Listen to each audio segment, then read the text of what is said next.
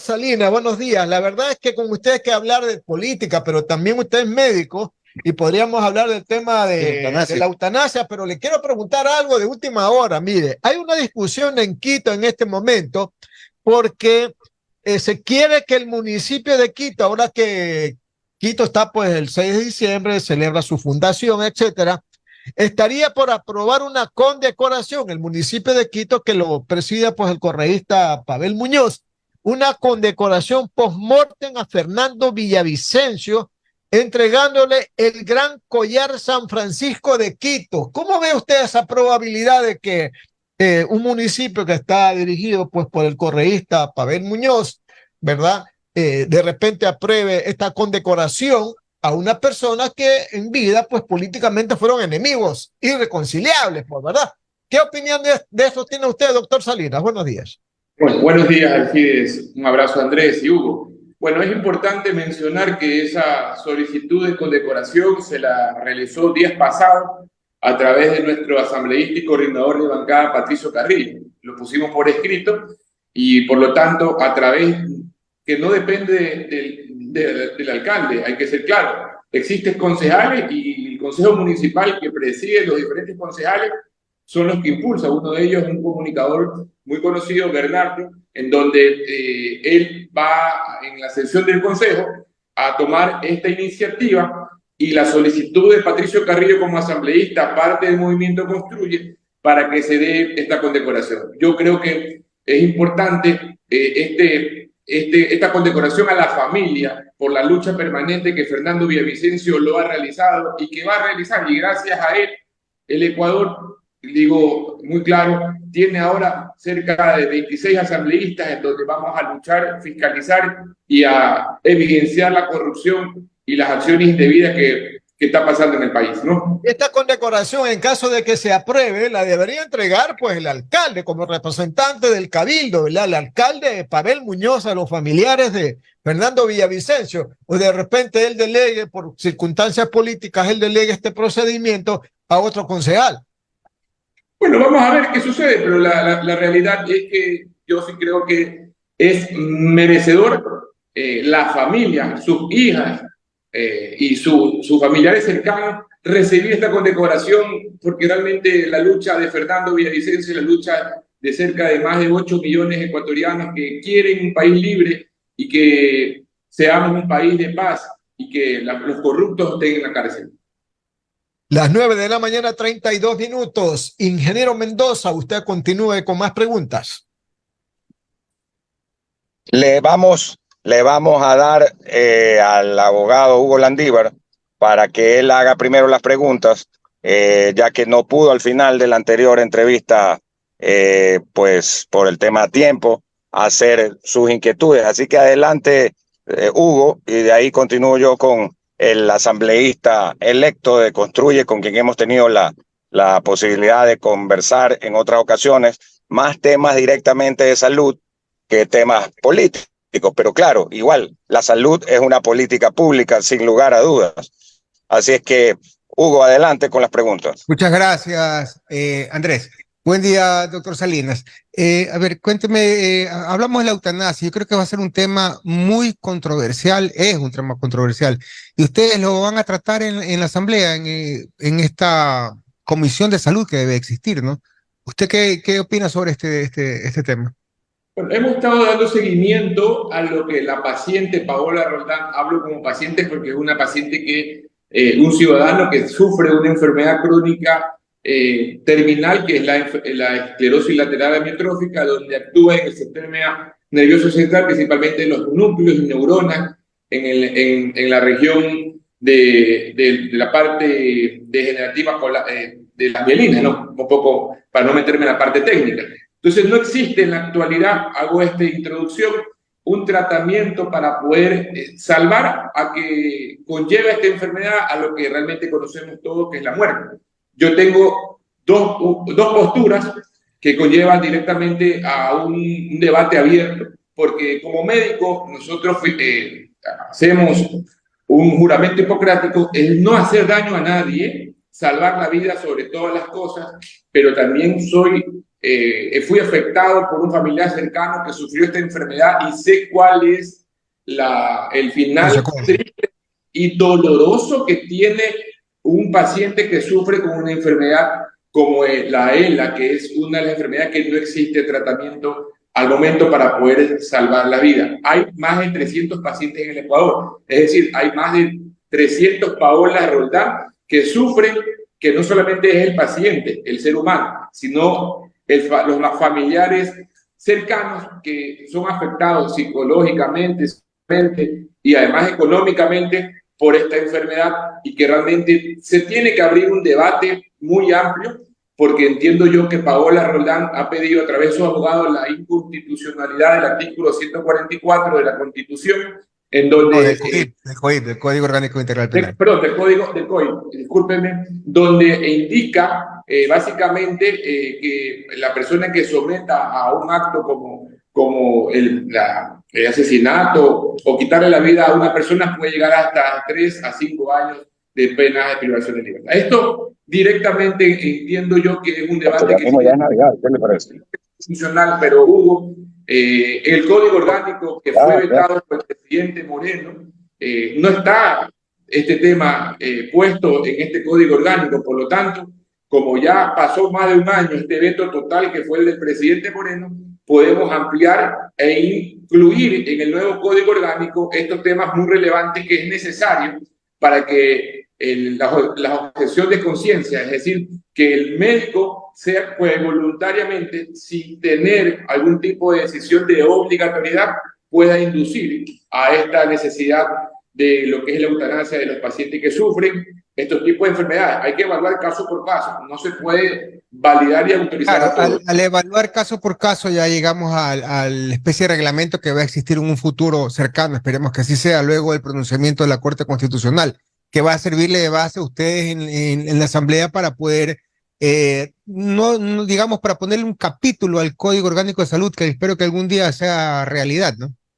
Sí, por ejemplo, el Código Orgánico, el que fue, vuelvo a repetir, validado, no está nada sobre esta eutanasia. Se habla de la regulación de trasplante de órganos, se habla de la regulación de células madres, se habla sobre el aborto en un artículo donde se puede tipificar que se autoriza realizar el aborto por emergencia cuando existe la condición de una muerte materna de una madre, pero no se habla de eutanasia. Hay que llevarlo directamente a que tenga un código, en el código orgánico.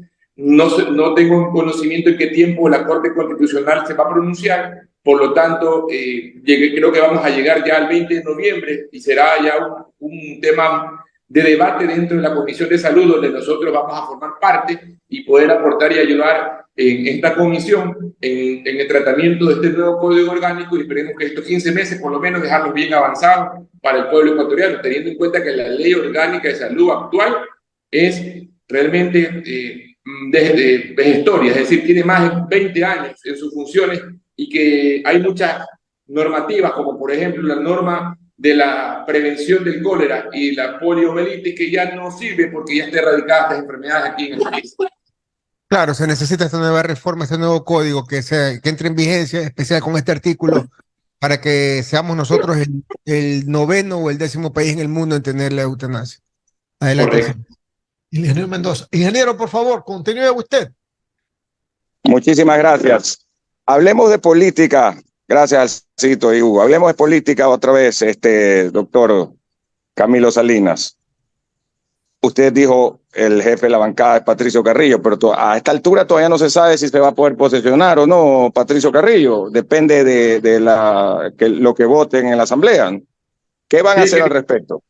Así, querido Andrés, usted siempre con su medio Atalaya nos invitaba a la parte médica y es lo que más me gusta, pero también tengo otra orientación que es la acción política. El tema de Patricio, estimado Andrés, es un tema que lo tenemos listo, documentado en la parte jurídica. Hemos ganado diferentes instancias, teniendo en cuenta que ha habido o ha existido documentación, como por ejemplo la impugnación por parte del Tribunal Contencioso Electoral. En el Consejo también hemos tenido documentación que conocemos que han puesto impugnación. Todos esos procesos hemos pasado sin ningún inconveniente. Tenemos documentación y diferentes información o casos internacionales que tienen la misma ejemplo de lo que ha sucedido con Patricio Carrillo, que a nivel internacional la Corte Interamericana de Derechos Humanos lo ha procedido de manera favorable. Por lo tanto, Patricio Carrillo va a estar con nosotros, va a ser parte de la primera sesión inicial el 20 de noviembre con los otros asambleístas más votados y va a ser parte también de la Asamblea Nacional en estos 15 meses. Las 9 de la mañana con 39 minutos, 9:39. Don Alcides Ezequiel Montilla. Sí, doctor Salinas, usted escuchaba al presidente electo, ¿verdad? Daniel Noboa, que habla de que prácticamente él tiene entre 80 y 90 votos en la asamblea. Eso significa que estaría en ese grupo menos el correísmo. Estaría Social Cristiano, Construye, ADN, Actuemos, Lucio Gutiérrez y sus amigos y otros más, 83 o más, ¿verdad? ¿Es cierto esta mayoría o es solamente una aspiración del presidente electo?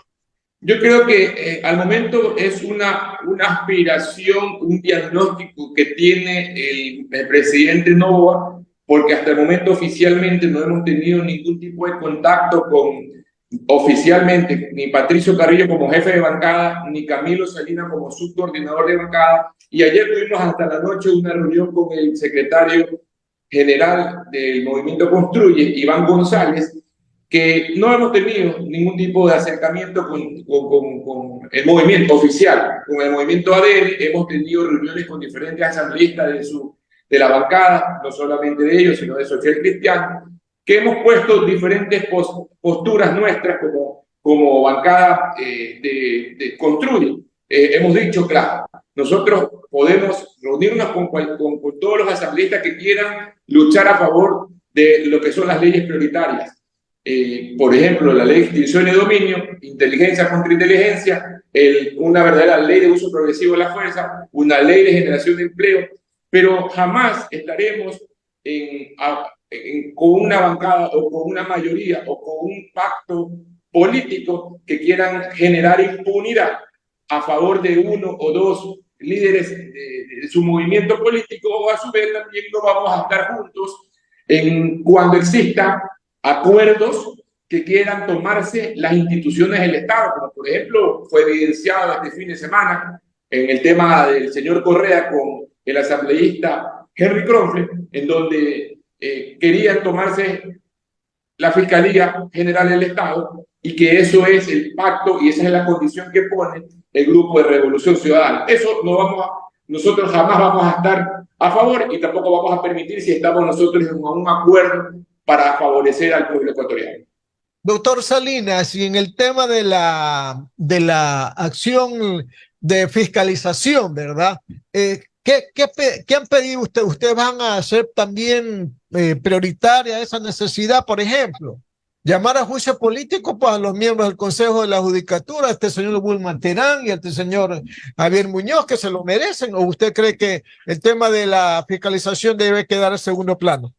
No, tenemos buenos asambleístas dentro de nuestra bancada que tienen mucha experiencia en el tema de fiscalización. Señor Jorge Chamba, un asambleísta del Guaya, tenemos a abogados como Peñafiel, Jorge Bedón, Sofía Sánchez, que pueden estar directamente, o Juan Carlos Camacho, un ex diputado de la vieja guardia, que van a estar dentro de esta comisión de fiscalización, y que dentro de eso tenemos una de las primeras acciones que están ahí archivadas en el escritorio de la Asamblea, es el juicio político al Consejo Nacional Electoral. Eso es importante proceder. $2.800.000 fue malgastado en esta última elección por el proceso electoral del extranjero. Y también, como usted dice, el tema del Consejo de la Judicatura. Hay que procederlo. Y no solamente se requiere un ente de fiscalización a estas instituciones del Estado. Hay que solicitar a Participación Ciudadana que hagan las vedurías correspondientes, que exigir a ellos para que puedan controlar también las actividades ilícitas por parte del Consejo Nacional, perdón, del Consejo de Judicatura. Pero aquí estamos atentos. Se habla a través del presidente de la República, todavía no tenemos nada oficial, que quiere llamar a una consulta popular en donde va a solicitar al pueblo, o va a preguntar al pueblo más bien, sobre el tema de la reforma a lo que es a las entidades de justicia. Y lo vemos con buen agrado dependiendo de las preguntas que se tomen de una manera técnica y judicial, ¿no? Doctor, es ineludible para la gobernabilidad que se demanda en este momento para el nuevo gobierno la necesidad de un acuerdo nacional en la legislatura donde se prioricen algunos temas que tienen que ver con las necesidades de la gente, más allá de los intereses políticos de los asambleístas que ya van pensando en que van a ser nuevamente candidatos en el 2025. Y en esa orden yo le digo, ¿cuáles son las prioridades para ser aprobados? Porque no van a tener 4 años, van a tener menos de año y 7 meses. ¿Cuáles son las prioridades, doctor, en el orden legislativo para ustedes? De acuerdo con usted, y tiene toda la razón, que el pueblo tiene que escuchar abiertamente, como Construye ha dicho. Si queremos avanzar en leyes prioritarias, extinción de dominio, inteligencia y contrainteligencia, y el uso progresivo de la fuerza para darle herramientas a la Policía Nacional. En la comisión multipartidista para investigar cuáles son los asesinos materiales e intelectuales del crimen de Villavicencio. Hay más de 520 leyes que están en la Asamblea rezagada. Yo creo que ahí debemos hacer por lo menos una prioridad de un 20% de estas leyes prioritarias, valga la redundancia, para poder darle agilidad a estos 15 meses. Porque si no queremos nosotros meternos en las 500 leyes, disculpen, no vamos a tener tiempo. Y no vamos a darle la prioridad que quiere el pueblo ecuatoriano, que es seguridad, generación de empleo. Y bueno, yo me voy a meter en tema de salud pública. Yo creo que es importante tener gobernabilidad, sí, pero sin impunidad, sin condiciones. Es decir, vamos a estar juntos o queremos tener gobernabilidad, pero no nos vamos a poner sobre la mesa impunidad. Eso jamás, porque estamos dando un mensaje totalmente de inconstitucionalidad y un mensaje de que no existe justicia en el país. No vamos, y esa es nuestra línea roja, radicalmente. Cuando existe un cáncer, Hugo, y Alcides y Andrés, el cáncer hay que sacarlo radicalmente. Y radicalmente decimos no, vamos a estar con la Revolución Ciudadana nosotros. Ok, perfecto. Esa es la declaración del doctor Camilo Salinas de Construye. Hay algunos mensajes que quería leer antes de seguir con las preguntas. Jaime Barros Zamora, desde Nueva Loja. Gran oyente, oiga, de Atalaya. Sí. Nos envía mensajes. ¿Sabe que yo lo conozco? ¿Ah, sí? Lo vi el otro día aquí en Guayaquil y me dijo, usted es el licenciado Alcides Montilla, yo soy Jaime Barros, lo escucho. A él se le acercó. Ay, sí, y lo identificó.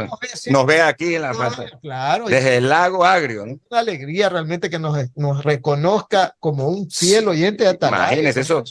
Qué mayor estímulo, ¿no? Claro que sí, por supuesto. En el trabajo, escuchándolos siempre, dice. Bien. Luego nos envía la cuenta Los Ríos en Acción.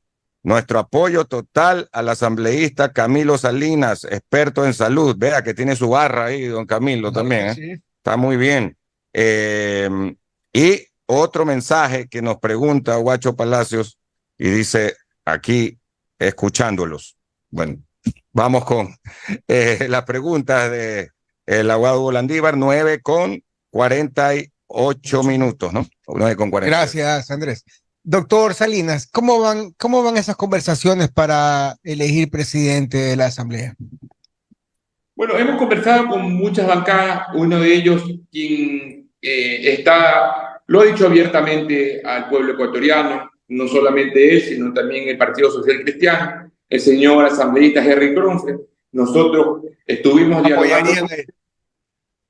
Hemos tenido diálogo con él directo y así como él ha propuesto que quiere una asamblea, liderarla como presidente, que esté encaminada a un equilibrio de gobernabilidad para el país, con una acción administrativa, financiera y de territorialización, es decir, quiere llevar a la Asamblea al territorio. Nosotros hemos puesto nuestras también posturas, no condiciones, ojo, pero si hablamos de la postura, son condiciones para el pueblo ecuatoriano, no para nosotros.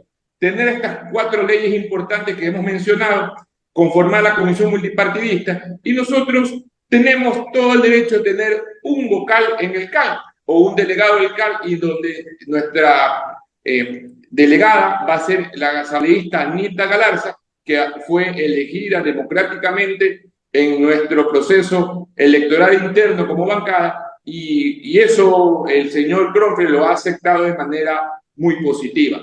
Entonces, esperemos que suceda. Tenemos hasta el 20 de noviembre. Todo puede pasar, vuelvo a repetir. Recuerden que a última hora en la asamblea pasada se eligió lamentablemente a la señora Yori. Digo lamentablemente porque si ponemos una... Sí, fue negativa.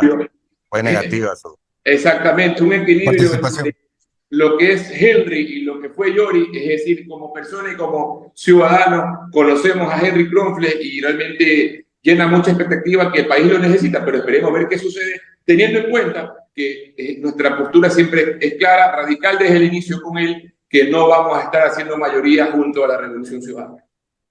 Ok, doctor. ¿Y qué opina usted sobre las preguntas que todavía no, obviamente no están, sobre la consulta popular que piensa hacer el presidente electo Daniel Noboa?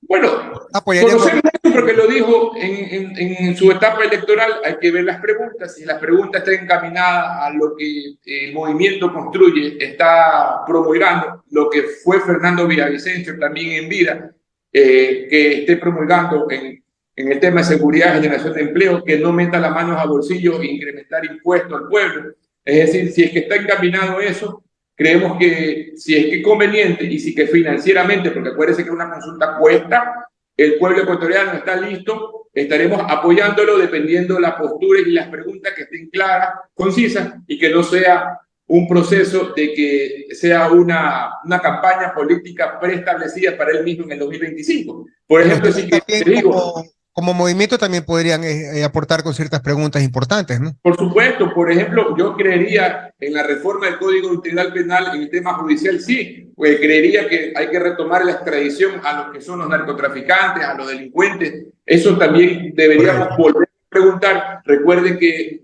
un grupo político votó todo no, y por eso es que la mayoría de los ecuatorianos estamos ahorita exigiendo seguridad. Siguen teniendo a los delincuentes en los diferentes cárceles aquí en el Ecuador, cuando se puede tranquilamente entregarles estos delincuentes a diferentes países que lo están pidiendo porque también han tenido problemas de delincuencia organizada o el tema de narcotráfico involucrado en otros países como Estados Unidos.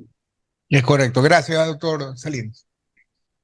Las 9 de la mañana con 52 minutos. Don Alcides Ezequiel Montilla. Doctor, entiendo que usted como legislador ya electo se está reuniendo con muchas personas representativas de instituciones como la policía, por ejemplo, ¿verdad?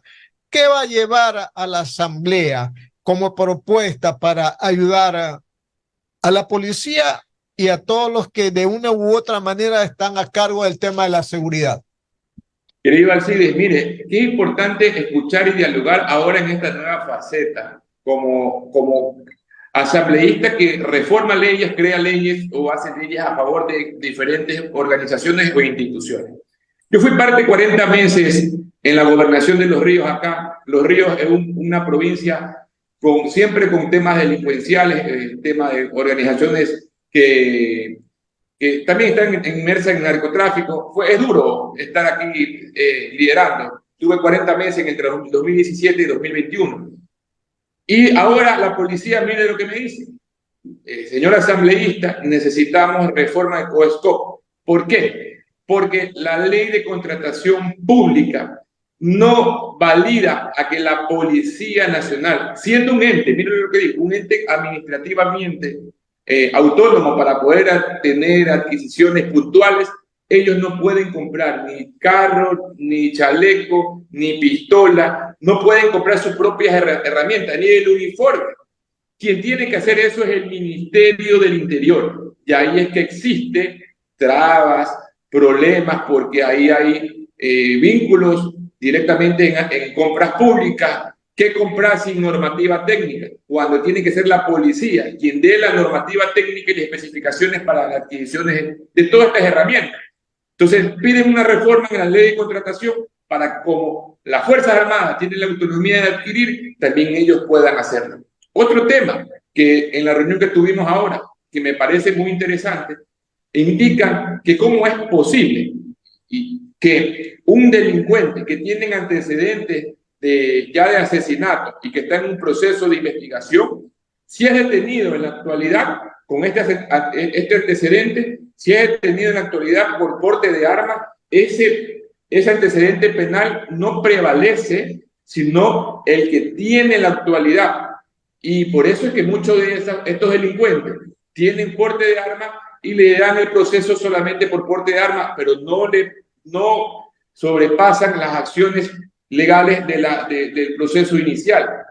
Y claro está, muchos de ellos continúan en la calle.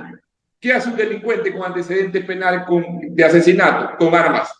Va a matar o está teniendo una arma para poder volver a hacer sus actividades delincuenciales. Todo eso se retoma en los diferentes recorridos y lo que hemos estado escuchando a las instituciones, no solamente policiales, también nos hemos reunido con los gremios de salud para poder un poco establecer algunas actividades del tema de los profesionales de la salud en todo el país. Usted como asambleísta de Construye, ¿verdad? Usted es partidario de mantener o fortalecer la idea, la figura de Fernando Villavicencio a través de un movimiento al que muchos ya le empiezan a llamar el villavicencismo. Nosotros somos 26 Villavicencios actualmente. Mataron a Fernando, pero lo que sí dejo claro, porque muchos se rasgan la vestidura diciendo que porque murió Fernando, ganamos muchos asambleístas. Si no hubiese fallecido nuestro líder, no estuviéramos ni con uno. Eso es mentira, totalmente mentira. Fernando Villavicencio ahora vive en 26 asambleístas.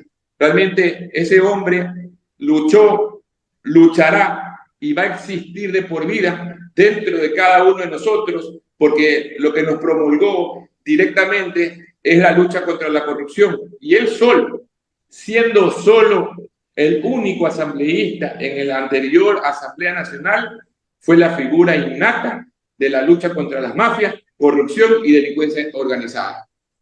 ¿Pero qué me dice el movimiento que le digo, el villavicencismo? O sea, ¿va a crear o no, o es solamente una aspiración o una quimera? Yo creo que es una aspiración, no estaríamos muy claros de apoyar con todo gusto. Esperemos que se dé lo más pronto posible. Nosotros como Construye estamos siendo una base muy estructural para apoyar en lo que considera. Recuerde que nosotros somos un movimiento de más de 10 años en creación y dentro de nuestra bancada están muchos villavicencistas que creemos y tenemos nuestra visión y nuestra ideología básicamente de Fernando Villavicencio, de lo que nos promulgó permanentemente. Claro, es una muy buena pregunta porque el líder, digamos, de este movimiento era Fernando Villavicencio. Sin embargo, la fundadora y la que manda en Construye es la señora doctora María Paula Romo. No es lo mismo Villavicencio que María Paula Romo. Entonces, no sería descartable, no sería nada raro que se forme un movimiento en base a la figura y al legado que deja Fernando Villavicencio, ¿no? No hay problema.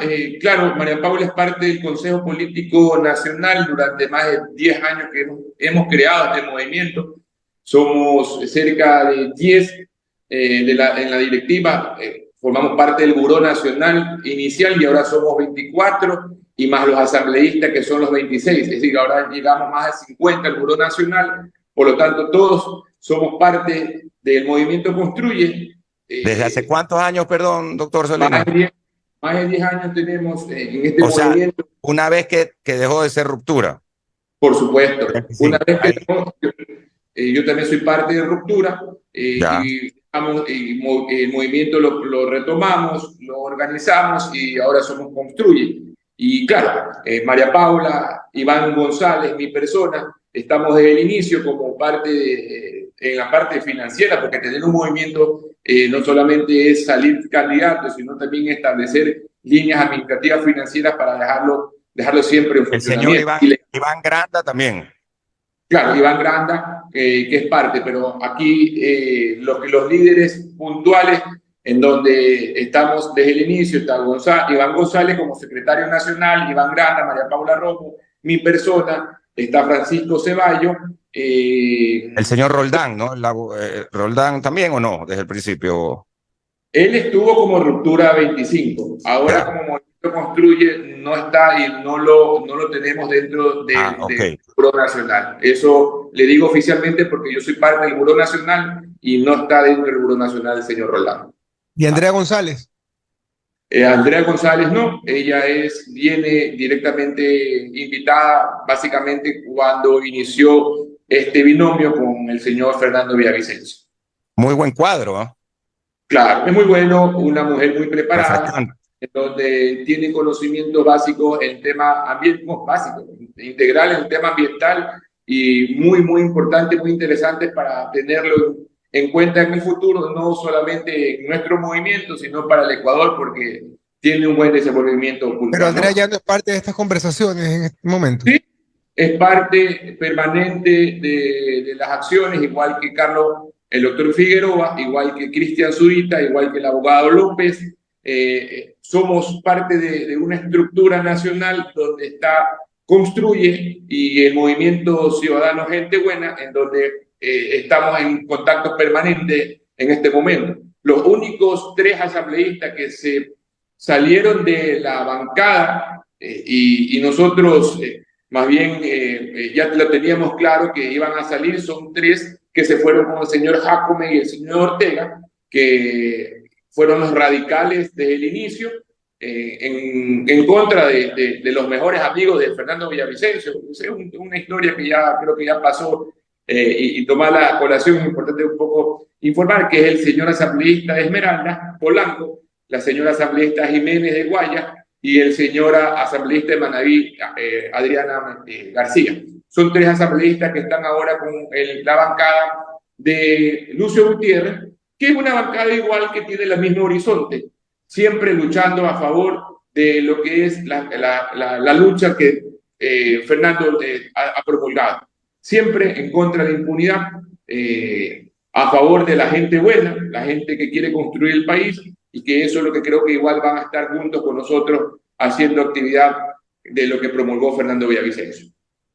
Muy bien, gracias al doctor Camilo Salinas por estar con nosotros, asambleísta del Movimiento Construye, ex ministro de Salud, con quien hemos tenido el gusto de conversar. Siempre han sido unas charlas muy interesantes. Camilo es experto en el tema de salud pública y obviamente, como nos dice, viene desde la fundación de la Ruptura del 25, donde también hubo otros personajes que ya no están, tipo Norman Wright, por ejemplo, ¿no? O el innombrable.